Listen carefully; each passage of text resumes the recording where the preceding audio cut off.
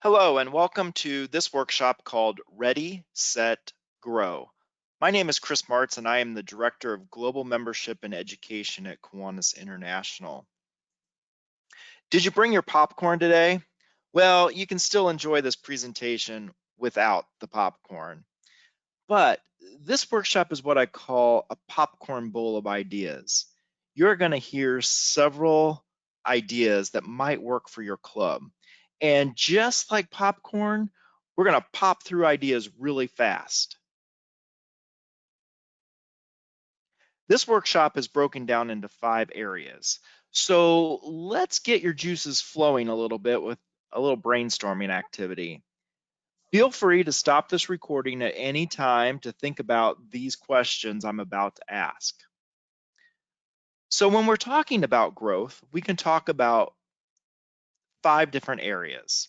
First of all, utilizing service leadership programs. So think about this. You have exhausted all efforts to find new members for your Kiwanis Club. You turn to your Key Club members, and they find you 10 new members. How did they do that? We'll explore some ways in a little while. Now let's think about your obligation to grow Kiwanis as a member. So besides doubling the club size, what would it mean to Kiwanis if every member in your club committed to finding another member to join? Think about that. If every member in your club found another member to join, what would that mean?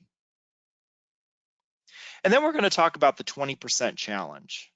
So something to think about is you have a current club membership of 30 members. You must grow by 6 members during the upcoming year. Where do you start? How do you do it? We'll explore some of those ideas later in this workshop. And then we're going to talk about retention. So think of 5 to 10 reasons members of your club currently are not engaged in club activities. And lastly, we'll highlight a little bit about social media and how to use it to your club's advantage. So think about this. What do you see other organizations or even companies doing on social media that you wish your Kiwanis Club could do? So let's begin by talking about service leadership programs. Here are some ideas that you can use for engaging your service leadership programs.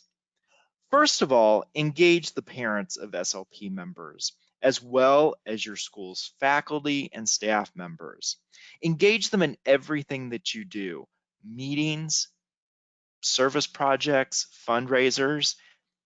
At least extend the invitation. And then think about service project partners. So you could go to a service partner of your Key Club. For example, if your Key Club did a food drive for a pantry, that pantry may not even know that Kiwanis is part of Key Club. So wouldn't it be great to go to that food pantry or any other partner that the Key Club works with and say, thank you for being part of the Key Club experience for our students. Did you know that Key Club was a part of Kiwanis, and we would love to have you as part of our organization? And then think about sponsoring school events. Definitely host an information table at any events that you sponsor. Volunteer at school events. People in the school may recognize the name Key Club, but they may not recognize Kiwanis. Think about if all the volunteers had buttons or even t-shirts that said something like, I'm a grown-up Key Clubber. Then think about organizing recognition nights or host receptions for your SLPs after their officer installations or end of the year events. And definitely include parents and school staff. And don't forget to extend an invitation to parents and staff members to come to events of the Kiwanis Club. Did you know that the Terrific Kids bumper sticker is one of the most highly sold items in the Kiwanis store? It's great that we have all of that recognition, but rarely are recognition letters sent with Terrific Kids recognition items or Bring Up Grades recognition items that congratulate the student and lets the parents know that these two programs are sponsored by Kiwanis, and giving them the opportunity to get engaged with a local Kiwanis club. And then, of course, you can sponsor a Grandparents' Day in a host school of a K-Kids club. Now let's talk a little bit about your obligation to grow Kiwanis. You know, we've heard a lot about Kiwanis loves their club. They live the Kiwanis experience and they share it. And that is so true. That is your obligation, to share the Kiwanis experience. Historically, about 13% of Kiwanians sponsor a new member into Kiwanis each year. 13%. Just think what a difference that would make if we increase that 2%. What if every member recognized that it was his or her obligation to grow Kiwanis? Thinking about this, also think about growing Kiwanis does not necessarily mean growing your own club. I often use the story that when I was a lieutenant governor, I did recruit members into Kiwanis. However, I did not recruit any members into my own club. Ironically, my own club just didn't fit the needs of individuals who wanted to join Kiwanis, or the time format just wasn't right. But I was able to connect them to another Kiwanis club. And that's something you can easily do. You don't always have to be focused on growing your own club. Think about how many potential Kiwanians are in your contact list. And how many different types of contact lists do you have? You probably have your mobile phone. You may have an address book. You may have some local directories at home. Think about all the places that you can just pick up a directory or flip through your contacts and look for people who would make great Kiwanians. Also think about making every community event a marketing event. That means having an information table, having flyers, making sure that there are banners saying that this event is sponsored by Kiwanis. Getting your name out there is so important. So we know that Kiwanis is all about service. So why not use service to meet potential members? So what does this really mean? So many times we think about members coming to Kiwanis through a meeting, when actually we really should let them see what we really do through service. Invite them to a service project, plan a project, advertise it, and invite anyone to help. When non-members show up, include them in the activities and have conversations with them about the club and the other things that you do. So now let's talk a little bit about a very simple idea of the 20% challenge. Think about if every club in your district grew by 20%. That would make a huge impact on the district. So just as an example, if a district had 6,000 members, 20% would add 1,200 members to the district. Just 20%. Now, breaking it down even more makes this a really simple concept to think about.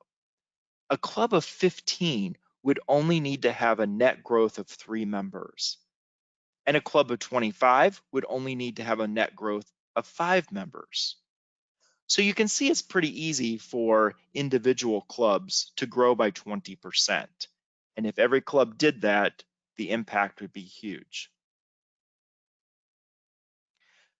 Something else to think about is that people don't necessarily join clubs or organizations. People really join people. They may feel the need to do service, but they are not really looking for a channel to do service. They are looking for people to do the service with. And that is the most important piece. You need to be welcoming, inviting, and really a club that people want to be with. And I think that that is really key. So remember, people join people. They stay for the service. And then if you leverage Kiwanis correctly, you really won't have to ask people to join. They will just ask how they can join themselves. So if they see great things going on, your name is out there, they are going to start the conversations instead of you having to start the conversations all the time. So think about what fun challenges you can come up with for your club. You may want to start with a 10% challenge, or even go for a 20% challenge, or you may think that your club can do a 30% challenge. But what challenges can you create for your own club members? Now let's move on to retention. So when you're looking at the data of members who join Kiwanis, members who join in June and July are least likely to renew membership in October. Now, I am not telling you to not take members in June or July, but when you think about it, it makes a lot of sense. A lot of what we do in Kiwanis, we are so connected to our service leadership programs during the school year. So those members who join in June or July, the school year is out. A lot of clubs do not have summer service projects. They may meet less frequently in the summer. A lot of clubs do more service projects around the holidays of Thanksgiving through the Christmas season, food drives, adopt a family, those type of activities. So if you bring in a member in June or July, you need to engage them immediately. And even if that is putting them on the Easter egg hunt for the following year's committee and getting some excitement going about adding some new activities to the Easter egg hunt, engage them somehow, keep their excitement going so that when they do join in June or July, and you have that lull of service or meetings, that you keep them excited. Think about if every member has a favorite project. Does every member have a purpose in the club? And what is their reason for staying engaged? Think about what would happen if a certain member left your club. What would you lose? And you know, this is kind of an activity that you can do with your club or with your club's board. Make a list of all your club members and what you would lose if they did not continue their membership in Kiwanis. Clubs often lose members who don't feel engaged in club activities and they just kind of drift away. So try and figure out a way to re-engage them. You might want to review the club roster to identify members who have become inactive. You can assign club members to contact those missing members. You can contact members by phone or with a personal visit, a handwritten note, and just bring them up to speed with what is happening in the Kiwanis Club and invite them to attend the next event. You know, after missing so many Kiwanis Club meetings, you get out of a routine. And sometimes you just need to bring someone back into a routine and re-engage them in Kiwanis. So let's talk a little bit about social media and how to use that to your club's advantage. First of all, your club needs a Facebook page. Your members all need to like that page and actively participate in that page. And that means liking it, sharing it, commenting on posts. Events should always be created from that page, not a member's personal page. For example, I'm the chairman of our club's Easter egg hunt. I do not create that event on my personal page. I create that event on my club's page and share it from there. It's really a club event. It is not a personal event. Capture photos of all your events. Tag people in it. You may want to even take photos of your weekly or monthly speakers and tag them in it as well. So if Jane Smith is a speaker and you tag Jane in that photo, the Facebook algorithms will show that post to Jane's friends as well. So you're expanding your reach of Kiwanis in social media world. Post often, that's really, really important. You've got to keep your Facebook page lively, making people want to come back and see what you're doing. Make posts inviting. You may even want to pose a question in posts so you get some conversation going in the comments, and make the post really relevant to the community.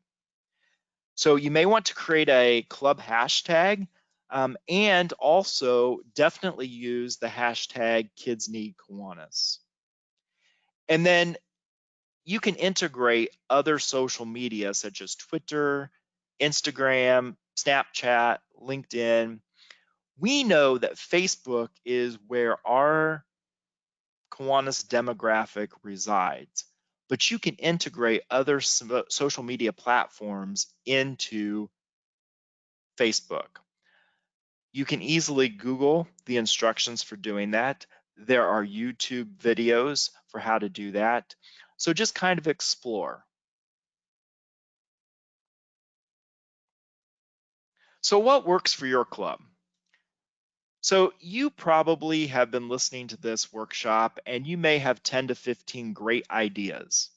You cannot implement all of them. So what you really need to do is think about what 3 ideas work best for your club right now and start implementing those 3 ideas. And then take it one step further. What 3 additional ideas would you like to implement in the following year? So think about that. So many times we have way too many ideas and we try too many things at one time.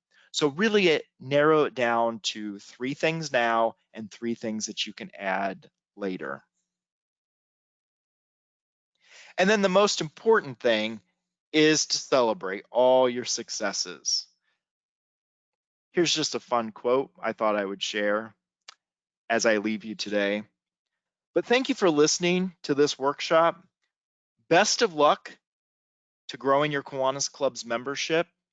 And if you need anything about Kiwanis membership, make sure you check out the Kiwanis website, click on Member Resources, or contact Member Services at Kiwanis International at extension 411, and they will definitely put you in touch with someone who can help you with membership needs. Again, thank you and best of luck next year.